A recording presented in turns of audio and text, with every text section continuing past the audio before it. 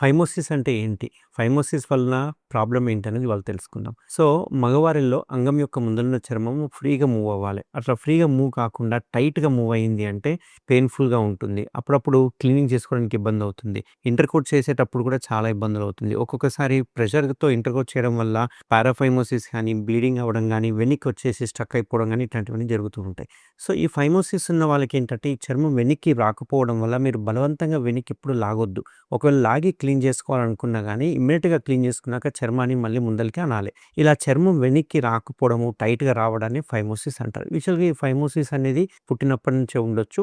కొందరికి ఒక్కోసారి మధ్యలో ఎప్పుడైనా డయాబెటిస్ అటాక్ అయినా, BX అటాక్ అయినా వాళ్ళకి చర్మం అనేది వెనక్కి పోదు. దీనివల్ల వాళ్ళకు చర్మం క్లీన్ చేసుకోవడానికి రాదు. ఇంటర్‌కోర్స్ అప్పుడు వెరీ పెయిన్‌ఫుల్‌గా ఉంటుంది. ఒక్కొక్కసారి బ్లీడింగ్ గూడా అవుతూ ఉంటుంది. ఇట్లా ఫైమోసిస్‌కి ఏం చేయాలి? అంటే అక్కడున్న ముందలున్న చర్మాన్ని తీసేసేయాలి. సో, ఆ తీసే సర్జరీనే మనము సుంతి ఆపరేషన్ అని సర్కంసిషన్ అని అంటాం.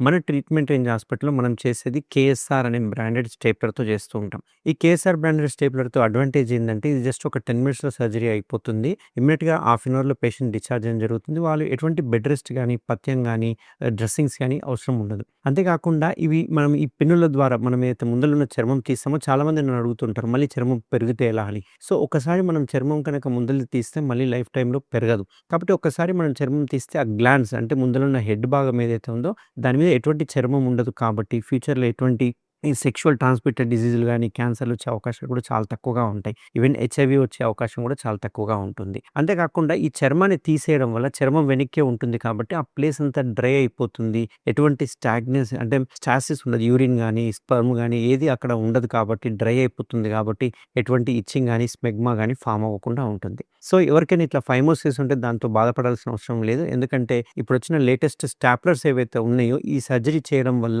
ఎటువంటి పెయిన్ ఉండదు. ఎటువంటి బ్లీడింగ్ ఉండదు. ఎటువంటి వాపు ఉండదు. డ్రెస్సింగ్స్ ఉండదు. పథ్యం ఉండదు. బెడ్ రెస్ట్ ఉండదు. Thank you very much.